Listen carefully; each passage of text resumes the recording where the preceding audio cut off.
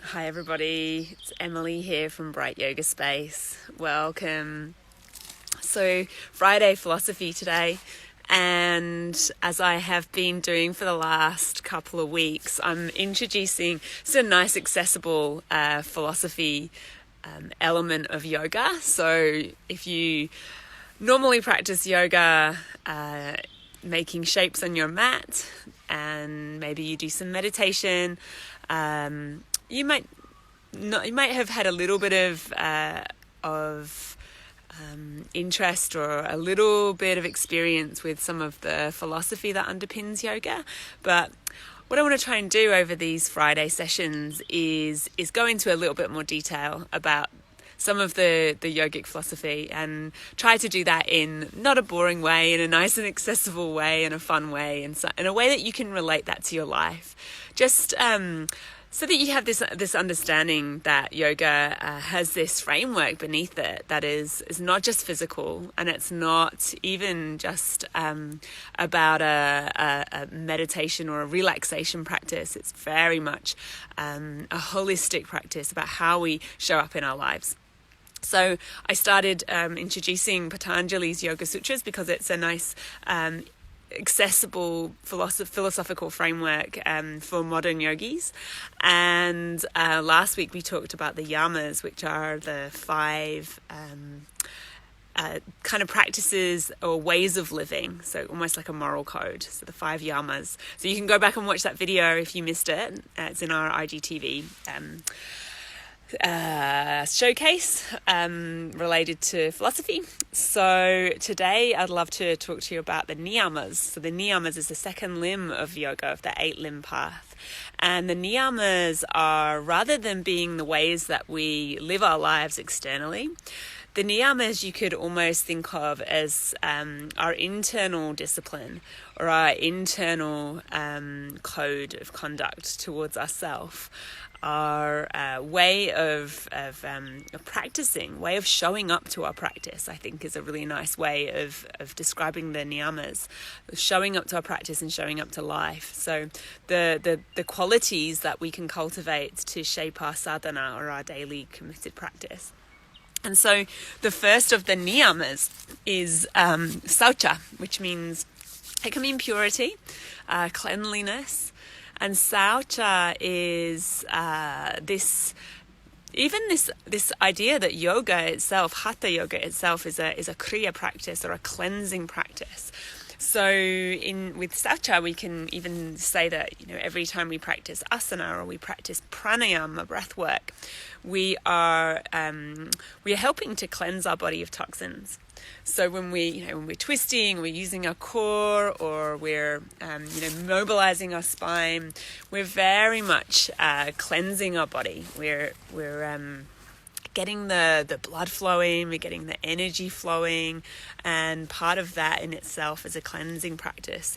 So showing up to do your asana and to do your breath work, and to do your meditation, where we are cleansing the mind, as we talked about at the very start. Patanjali's one of the very first sutras is that yoga is the cessation or the reduction of the fluctuations of the mind, or the disturbances of the mind. So when we're cleansing the mind in that way, that is part of our saucha practice. But saucha can also be around what we put into our bodies, making sure that we eat foods and drink water that is cleansing for our body. And there are also, a bunch of different actual kriya or cleansing practices that we can do. There's neti pot, where we cleanse our nose with water, jala neti, and different from everything towards a panchakarma, which is like a full cleansing, Ayurvedic cleansing practice, juice cleanses and things like that. We don't have to go to that extent, but these are the sorts of things that you can bring into your practice, into your sadhana, to really invite in this process of detoxification, or to help this process of detoxification, which is really what our yoga practice is moving towards, is detoxing, getting rid of all those toxins and those layers of protection that we've built up so that we can get to the goodness inside. So Saucha. And the second of the Niyamas is Santosha, which is contentment. Contentment, and this relates to the third Niyama, which I'll talk about in a second, because they're sort of, you need them both to be in balance. But Santosha is this sense of having gratitude for what we have, accepting what we have, and finding peace with each moment. It's an element of Santosha. And so cultivating that in our practice, can relate to ahimsa, the first of the yamas. If we turn it towards ourselves, we give ourselves kindness. We allow ourselves to be where we are. Maybe we can't balance in tree pose today, but we can be content with where we are in this moment. So Santosha is it's a lovely quality to bring into your practice, but also into your life. How often are we striving for something when really we can just take that pause and take a moment to be happy with what we have. So the third niyama is tapas, and you might have heard of this in practice. Tapas is a very fiery element and relates to our inner discipline or our inner willpower, our commitment, our strong commitment. So tapas is kind of what got me jumping into my cold creek every day for 30 days. You can check out my own page, Emily Rose Yoga, for the story around that. But I decided that I wanted to challenge myself physically and mentally, very much feeling like we're being called to do that at the moment this year, to lean into discomfort. And so I challenged myself to get into that creek every day, and by the end of the 30 days to be in it for a minute. And that took strong determination. It took an inner fire to do that, because it wasn't always something that I wanted to do. It wasn't always easy. There's discomfort in being in that freezing cold water. So if you may have something that you do in your life, in that tapas could be that showing up to your practice, to actually set your alarm to get up earlier, to do your 10 minutes of meditation, or to get up and do your asana practice, to get out of the house and go for a run, or whatever it is that you do that that is going to make you feel good. We need tapas. We need that energy. We need that internal discipline in order to make ourselves do the things that we need to do. Always balanced with santosha, always balanced with a sense of contentment where we are, but with acknowledgement that if we don't push ourselves, if we don't sometimes really give ourselves some accountability, some inner fire to kick up the butt, to get up to get out and do what makes us feel good, or what makes us grow as humans, then we would just sit on the sofa. So tapas is really important in our practice, in our sadhana. The fourth niyama is Svadiya, which means self-study. And Svadiya has a few different interpretations. It can mean that we take our own, we use our own discipline to study. So we go out and we look for information, rather than maybe sitting and waiting for people to tell us things. We actually go out and we look for information, and this is really important. Something that feels really true for me at the moment in relation particularly to anti-racism work and discrimination work, and if you're a white person and you have lived your entire life being very much in the dominant framework of education and the dominant framework of philosophy and the media, then sometimes we have to really look outside of those places to find different ways of seeing the world, and that's really important. So Svadhyaya can be that real motivation to look outside, to look for different ways of seeing the world, to really learn and to show up and look for those learning opportunities. And Svadiya can also be about learning about ourselves, which is super important. And this is the path of yoga, is about turning your attention in and learning about your own wisdom and learning about the things that you need to shift or to do to grow, or the things that you might not necessarily that you might hide away about yourself. So Svadiya is this real motivation to learn externally, but also to learn about yourself. And we could talk about all of these things for a very long time, and I would love if you're watching to ask questions and to pop your comments in.